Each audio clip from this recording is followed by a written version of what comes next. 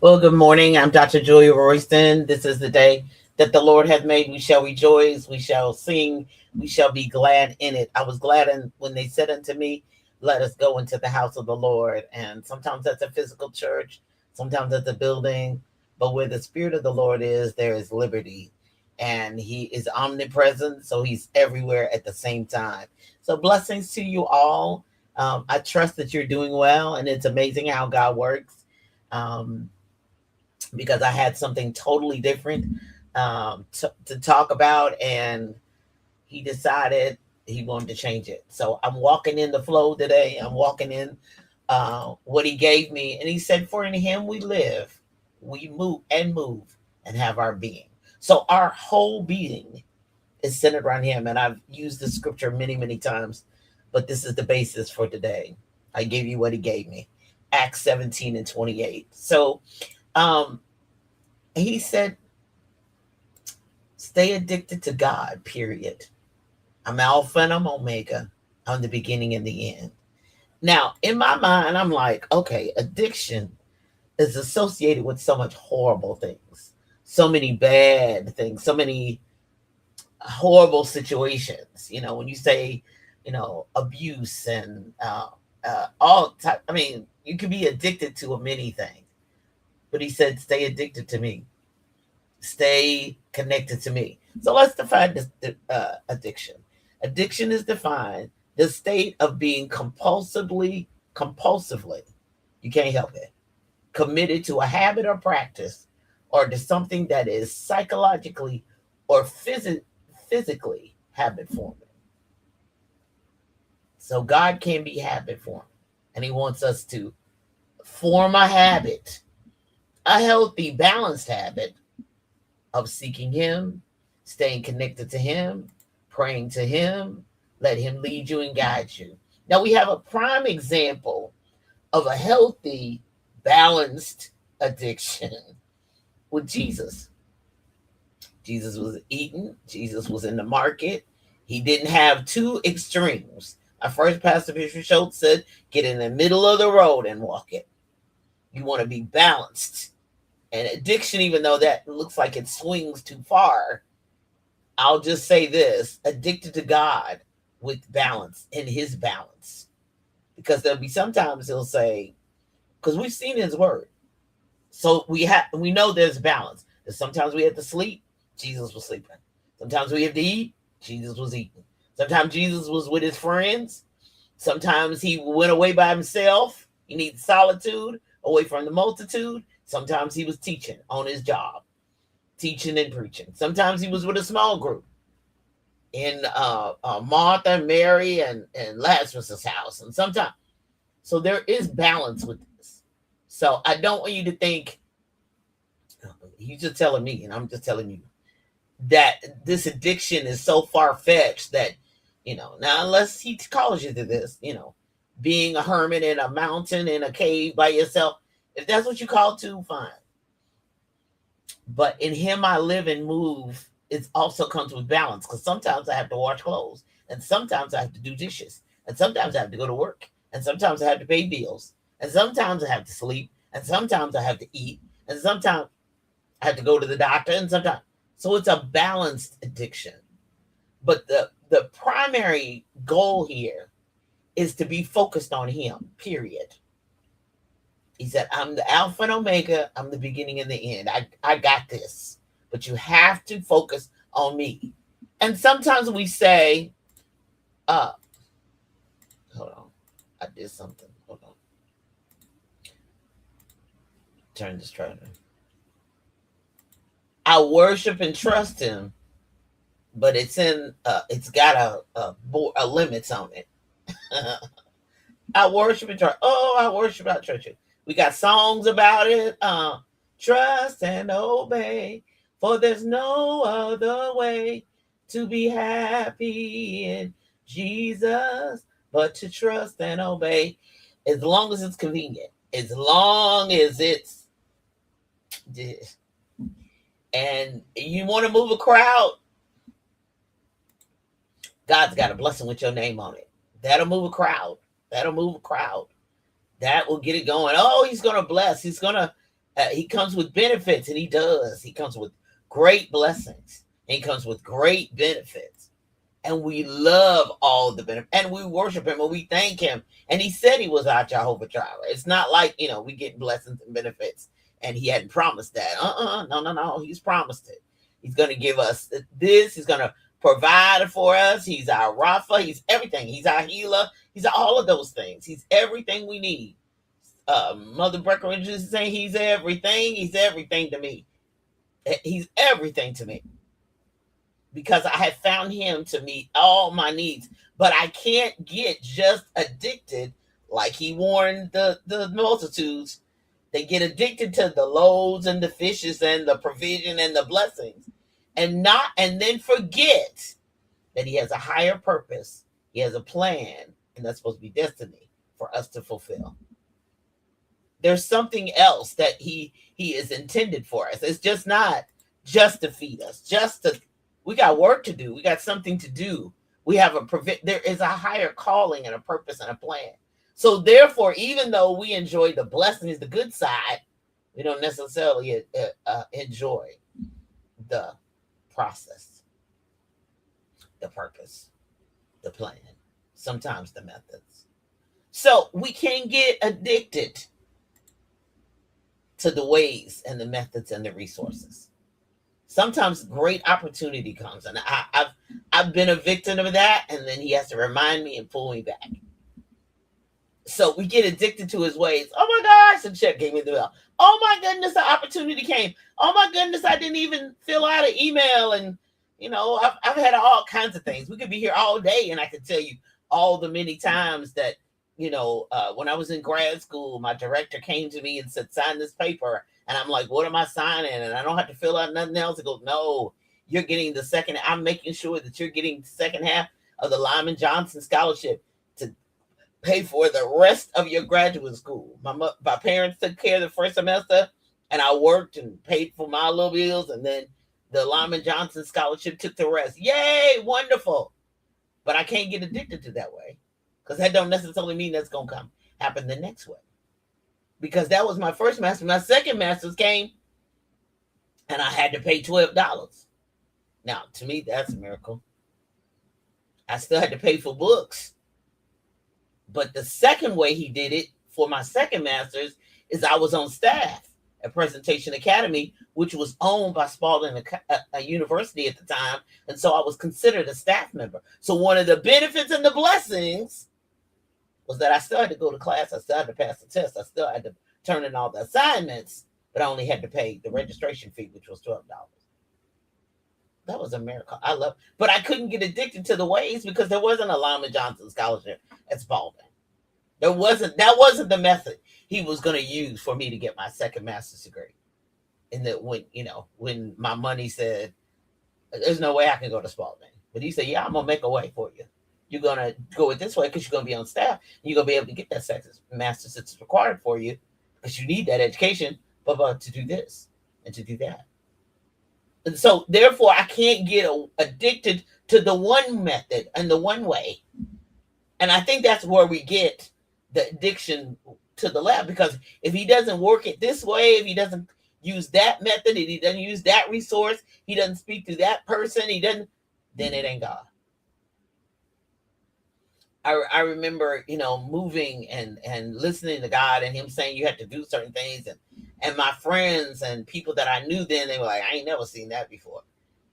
I've never seen it. I said, well, please go ask him. Go do it, because he's keeping me up late at night and get me up early in the morning and saying the same thing. So my job is to obey. Y'all go get the explanation and go figure it out. Because I'm never going to be able to sleep and move, and the door is not going to open unless I do it his way. And so we get addicted to the ways and the methods and the resources, because he's still the source, but the resources that he uses. He said that's the reason why he said in scripture, be careful entertaining strangers, because some have entertained angels unaware.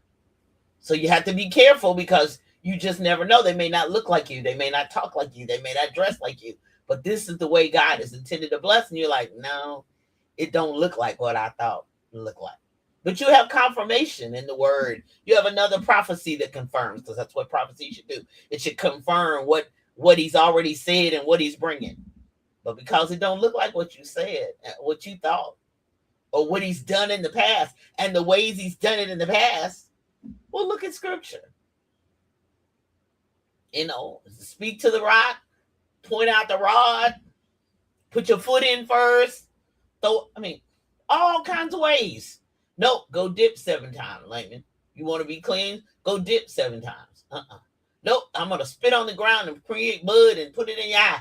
What the world? Right. But we can't get addicted to the ways he does, the provision, the method, and the resources. I cannot tell you the walk by faith and not by sight. If I went on provision for when I first started my publishing company and the way he opens doors now, it would have never lasted 18 years. If I based my music ministry and selling CDs on what happened early on, I would have never kept going. Sometimes he don't let people buy nothing from you because he wants to see if you're going to keep going or not. Are you resilient, or are you just addicted to sell? I tell authors all the time, I don't know. I don't have no magic formula. I just can tell you speak of what you've seen and heard, like they told us in the Bible. Seeking, this is what I know. But I cannot tell you the way God is going to bless you, the door he's going to open for you. I know you have to keep showing up every day. You got to be persistent. You got to be resilient. My mother-in-law can sit here with me and tell you all the times. We set up the table. She sat there. I sang, spoke, taught, all of that. And we packed up them same amount of CDs and books and didn't sell nothing. But then I've been someplace another time. God said, today's the day. And you sell out. And somebody bought my whole table, everything that was left over. And I walked out with empty containers. Or, someplace I went, and God not only showed up for me at an event yesterday, he showed up for somebody else who was next to me. So proximity does matter. Because the little girl next to me who had jewelry and it was cute and all that, but she said, the math ain't mathing. She didn't even know my name. She just turned to me and started talking. She said, the math ain't mathing. I said, what you mean? She said, there's not enough people here to have sold as much jewelry as I've sold. I said, baby, the numbers ain't numbering, is they? God is with us. I said, the numbers ain't numbering. I said, because I've been to this event many times and never sold this amount of books. But God brought people to bless me that day. So I can't get addicted to the ways. And I can't, like David, I can't number the people because they don't necessarily work either. Because I've been places and it's been hundreds and you think, oh, we're going to sell out today. And sold nothing. Nothing. When I tell you nothing, nothing. Been to a small place, 30, no more 35, 40 people, sold out. Had to send Mr. Royson back to the car to get more product. Can't go by numbers. So, and also I can't get addicted to his way. I have to be a chosen, willing vessel to say, okay, God, I'll put my confidence in you. You didn't tell me not to come. You didn't warn me not to be here. My discernment didn't say don't go, so I must be here. Even though I don't feel like it. Yesterday, I didn't feel like going. And I even had been on the phone with Brian. Ooh, this is my last one and done. He said, it ain't your last one, is it? Huh? I said, no, because I don't know where he's going to show up. I don't know how he's going to do it. So I have to be addicted to him, period. Lord, open up a door. Lord, here I am. Here I am, your servant here. Open doors, provide ways. Do it like you want to do it, not like I think it should be done. Not when I want it. Old song may not come when he wanted, but he's right on time. So I have to stay addicted to him. It has to be a compulsive, committed to a habit or practice of seeking him first, asking him first. That has to be. I have to be committed to that. It has to be habit forming. It has to be a practice. I have to be Jesus, how are we going to do it? Ooh, Father, how are we going to what do you want me to do? Nothing. Stop, pause, walk, left, right, sit down, go to sleep, eat, what? Because in this time, The evil has been unleashed to a heightened level. So therefore, our commitment and addiction to God and compulsively committed to his ways, his habits, his plan for our life, not somebody else's. I can't look over there. I can't look to the left or right. I got to keep walking. Get my blinders on and keep walking. So that it's in my mind. In him while I live and move and have my being, but he'll keep me in perfect peace if I keep my mind stayed on him. Because I trust in him. That's that worship and trust again. Yeah. I hope this blesses you. So, stay addicted to God. Period. That's it. That's the whole word. He has the plan. He has the path. He has the provision to get you to destiny. He called you. You have a gift. He chose you. You didn't choose him. He chose you. Be grateful. Be humbled. Be appreciative. Yeah, you'll be disappointed. Yep, you'll cry many tears. Yep, it won't always go with your flesh. It won't agree. No, it won't like it. I don't like this path. I don't like this. But God, I trust you. You didn't agree with everything your mama told you to do. Clean up your room. Fold them clothes. Put your clothes away. Hang up that stuff. Did you take a bath today? Did you brush your teeth? Ooh, where's your deodorant? You don't like all that. That don't go along with your flesh. But it's the best for you. The long term. Long term. Because you don't know the end from the beginning. Oh, God knows that. You don't know what that looks like. You don't know what that is like. Your parents, they're older. They know better. They don't know everything, but they know better. And so they're striving to help you to live your best life. Coming up at 10 a.m. Eastern Standard Time, right there on envision-radio.com, where praise meets talk 24/7. And then on Tuesdays at 10:30 a.m., the Book Business Ball Show. My portfolio, my step-by-step practical guide. If you've thought about writing a book, you want to write a book, you have a book now and it's not moving. So we're talking about turning your book into a business, book to business, and what that looks like and what that should look like. The replays are the bookbusinessbosspodcast.com. They're there step by step. I got probably one of the greatest compliments ever. The young woman said, I listen to a lot of book podcasts, but you walking us through like 5-year-old across the highway, step by step, the most practical. And I was like, God, you get all the glory. But that was my goal and that was my intent.